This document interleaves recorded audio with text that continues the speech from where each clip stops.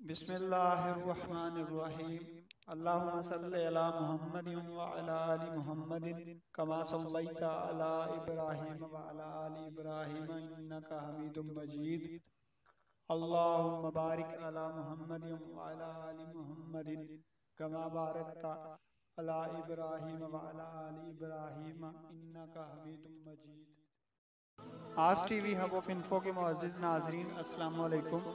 اگر آپ حضرت شیخ سعدی شیرازی اور مولانا رومی رحمۃ اللہ تعالی علیہ اجمعین کی منفرد، دلچسپ اور سبق آموز حکایات اور اس کے علاوہ اور بہت سے واقعات، اقوال زریں، معلوماتی ویڈیوز اور مختلف مقابلے کے امتحانات میں آنے والے جنرل نالج اور اسلامی سوالوں کی ویڈیو حاصل کرنا چاہتے ہیں تو ہمارے چینل کو سبسکرائب کر لیں اور گھنٹی کے بٹن کو بھی دبا دیں تاکہ نئی ویڈیوز کی نوٹیفیکیشن۔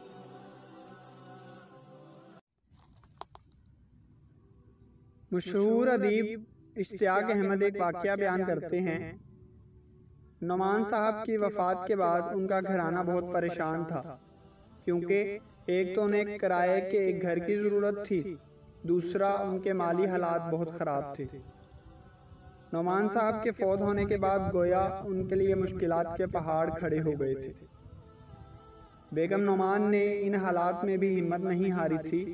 ان کے تینوں بیٹے ملازمت کی تلاش میں صبح جاتے اور شام کو ناکام لوٹ آتے، اور بیگم نعمان اپنی بیٹی کے ساتھ سلائی کڑھائی میں لگ جاتی، اور اس طرح بہت ہی مشکل سے گزر بسر ہو رہی تھی۔ گزر بسر تو جیسے تیسے ہو رہی تھی، لیکن زیادہ پریشانی انہیں مالک مکان کی طرف سے تھی۔ اس نے ان سے صاف صاف کہہ دیا تھا کہ آپ لوگوں کو میرا مکان 1 ماہ کے اندر اندر خالی کرنا ہوگا۔ اب تینوں بیٹے ملازمت کی تلاش کو تو بھول گئے اور مکان کی تلاش میں لگ گئے۔ کئی دن کی مسلسل بھاگ دوڑ کے بعد انہیں ایک مکان ملا، لیکن اس کا کرایہ اتنا تھا کہ وہ ادا کر ہی نہیں سکتے تھے۔ پھر مالک مکان کی شرائط بھی بہت سخت تھی، اس طرح وہ اس مکان کو نہ لے سکے۔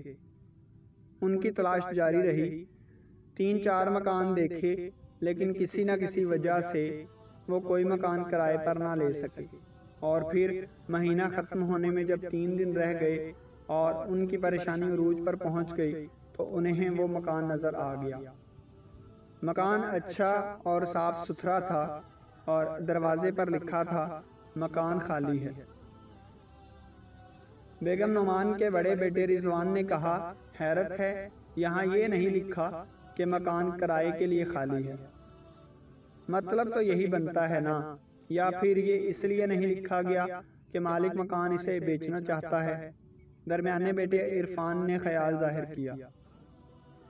اس صورت میں یہ لکھا جانا چاہیے تھا مکان برائے فروخت خالی ہے۔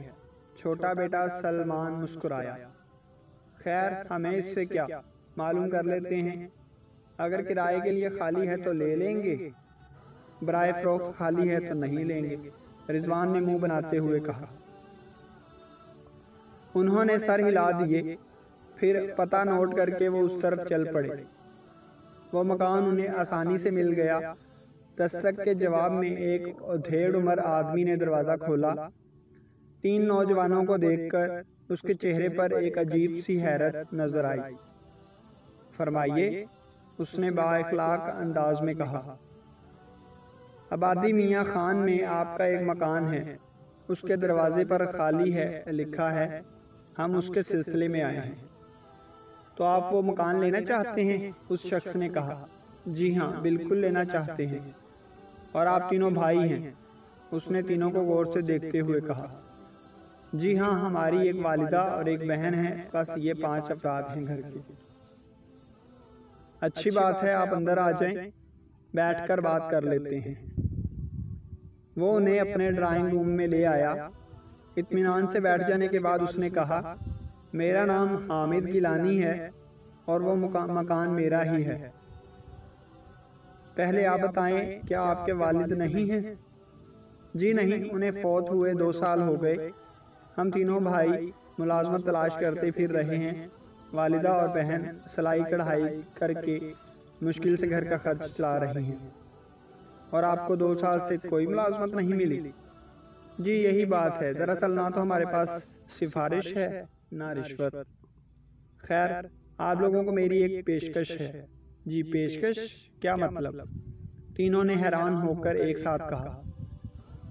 مطلب یہ کہ میں آپ کو اپنا مکان صرف 3 ماہ کے لیے دے سکتا ہوں اور ساتھ میں ایک رقم بھی دوں گا۔ 3 ماہ کے بعد میں مکان واپس لے لوں گا، البتہ رقم کا حساب لوں گا کہ کیسے خرچ کی۔ رقم کی واپسی کا مطالبہ نہیں کروں گا۔ وہ حیرت زدہ رہ گئے۔ یہ پیشکش ان کی سمجھ میں نہیں آئی تھی۔ انہوں نے حامد گیلانی سے کچھ سوالات پوچھنے کی کوشش کی، لیکن انہوں نے کہا جو مجھے کہنا تھا میں کہہ چکا۔ آپ کو یہ پیشکش منظور ہے یا نہیں بس یہ بتا دیں۔ ہم اپنی والدہ سے بات کیے بغیر کچھ نہیں کہہ سکتے۔ اچھی بات ہے، تم بات کر لو، مجھے آج شام تک بتا دینا۔ تینوں گھر آئے۔ ماں بیٹی کی سوالیہ نظریں ان کی طرف اٹھ گئیں۔ انہوں نے دونوں کو ساری بات بتا دی۔ ان کا بھی مارے حیرت کے برا حال ہو گیا۔ کافی دیر تک سوچنے کے بعد ماں نے کہا اچھی بات ہے، 3 ماہ کے لیے مکان لے لو اور جو رقم وہ دیں لے آؤ، پھر دیکھیں گے۔ لیکن امی جان کہیں اس میں کوئی چکر نہ ہو۔ ہم مجبور ہیں، 3 ماہ کے لیے تو ایک ٹھکانہ مل رہا ہے نا۔ 3 ماہ تک انشاءاللہ ہم کوئی مکان تلاش کر ہی لیں گے انشاءاللہ۔ شام کو تینوں نے حامد گیلانی سے ملاقات کی۔ ہم تیار ہیں۔ بہت خوب، یہ 50,000 روپے ہیں۔ اس رقم کو خرچ کرنے کا آپ لوگوں کو مکمل اختیار ہے۔ 3 ماہ بعد میں صرف یہ پوچھوں گا کہ آپ نے اس رقم کو کیسے خرچ کیا، اور مکان کا معائنہ کروں گا، پھر آپ جہاں چاہیں چلے جائیں۔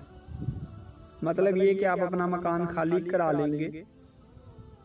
ہاں، لیکن آپ کو اس سے کیا فائدہ ہوگا؟ اس سے تو یہ بہتر نہیں کہ آپ ہمیں اپنا مکان 3 ماہ کے لیے کرائے پر دے دیں۔ نہیں، یہ بہتر نہیں۔ جو میں کر رہا ہوں وہ بہتر ہے۔ آپ کو منظور ہے تو رقم اٹھا لیں، اور ساتھ ہی مکان کی چابی میز پر رکھی ہے وہ اٹھا لیں۔ انہوں نے ایک نظر حامد گیلانی پر ڈالی، رقم اور چابی اٹھائی اور ان سے ہاتھ ملا کر شکریہ ادا کر کے باہر نکل آئے۔ ٹھیک 3 ماہ بعد ان کے دروازے پر دستک ہوئی۔ باہر نکل کر دیکھا تو حامد گیلانی کھڑے نظر آئے۔ ان کے چہروں پر مسکراہٹیں تیر گئیں۔ آئیے آئیے، وہ انہیں ڈرائنگ روم میں لے آئے، ادب اور احترام سے بٹھایا۔ پہلے ان کے سامنے چائے اور دوسری چیزیں رکھیں۔ پھر نعمان نے کہا ہم تو آج خود آپ کے پاس آنے والے تھے، ہمیں معلوم ہے آج 3 ماہ پورے ہو گئے ہیں۔ مجھے ہی آنا چاہیے تھا۔ پہلے میں اپنے مکان کو دیکھوں گا، پھر رقم کا حساب لوں گا۔ پہلے آپ چائے پی لیں۔ وہ مسکرا دیے۔ چائے کے بعد انہوں نے پورے گھر کا غور سے جائزہ لیا۔ اس دوران نعمان کی والدہ اور بہن اوپر چھت پر چلی گئی تھیں۔ جب وہ نچلا حصہ دیکھ چکے تو وہ دونوں نیچے آ گئی اور حامد گیلانی اوپر چلے گئے۔ اس طرح انہوں نے اوپر والا حصہ بھی دیکھ لیا۔ پورا مکان انہیں آئینے کی طرح صاف ستھرا نظر آیا۔ مکان کہیں سے معمولی سی بھی ٹوٹ کا شکار نظر نہ آیا۔ وہ پھر ڈرائنگ روم میں آ گئے۔ اب میں جاننا چاہوں گا 50,000 روپے کی رقم کس طرح خرچ کی؟ نعمان نے جیب سے نوٹوں کی گڈی نکالی اور ان کے سامنے رکھی۔ یہ وہی گڈی تھی جو 3 ماہ پہلے حامد گیلانی نے انہیں دی تھی۔ یہ کیا؟ یہ آپ لوگوں نے خرچ نہیں کی؟ جی نہیں، اس رقم کو خرچ کرنے کا ہمیں کوئی حق نہیں تھا، یہ ہماری تھی ہی نہیں، آپ کی امانت تھی، لہٰذا ہم نے امانت کو جوں کا توں رکھا۔ بہت خوب، آپ لوگ میرے امتحان میں 100% پورے اترے ہیں۔ آپ اپنی والدہ سے کہیں ڈرائنگ روم کے دروازے پر آ جائیں اور میری بات سن لیں۔ بیگم نعمان پہلے ہی دروازے سے لگی بیٹھی تھی۔ انہوں نے بتایا کہ میں یہیں پر ہوں، تو پھر حامد گیلانی نے کہنا شروع کیا۔ انہوں نے کہا جب 3 ماہ پہلے آپ لوگ مکان کے سلسلے میں میرے پاس آئے تھے تو اس وقت اچانک ہی یہ پروگرام مجھے سوجھا تھا۔ بات دراصل یہ ہے کہ اس دنیا میں میری بس ایک بیٹی ہے، نہ کوئی رشتہ دار ہے نہ کوئی اور اولاد، اور میرے پاس یہ 2 مکان ہیں اور بینک میں کچھ رقم بھی ہے۔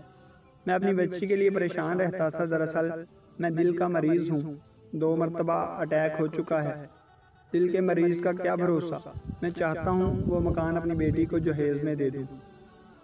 رقم دے کر اور 3 ماہ کے لیے مکان دے کر میں نے جان لیا ہے کہ آپ لوگ کس قدر اچھے ہیں۔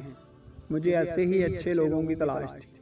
بہن جی، اگر آپ پسند کریں تو میں اپنی بیٹی کی شادی آپ کے بڑے بیٹے سے کرنا چاہتا ہوں، ورنہ یہ کوئی زبردستی کی بات نہیں ہے۔ میں چلتا ہوں، آپ لوگ اپنا فیصلہ سنا دیجیے گا۔ یہ کہتے ہوئے وہ اٹھ کھڑے ہوئے۔ عین اسی وقت دروازے کی طرف سے آواز آئی، رک جائیے بھائی صاحب، یہ گھر بھی آپ کا ہے اور یہ بچے بھی آپ کے ہیں۔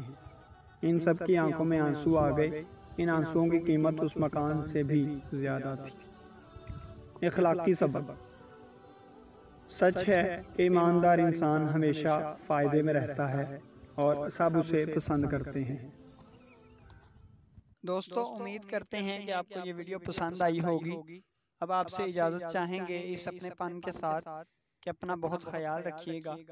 اگر ویڈیو پسند آئی ہو تو اسے لائک کریں، کمنٹ میں ضرور بتائیے گا کہ آپ کو یہ ویڈیو کیسی لگی، اور دوستوں کے ساتھ شیئر بھی کیجیے گا۔ اور جن دوستوں نے چینل کو سبسکرائب نہیں کیا وہ چینل کو سبسکرائب کر لیں۔ شکریہ، اللہ حافظ۔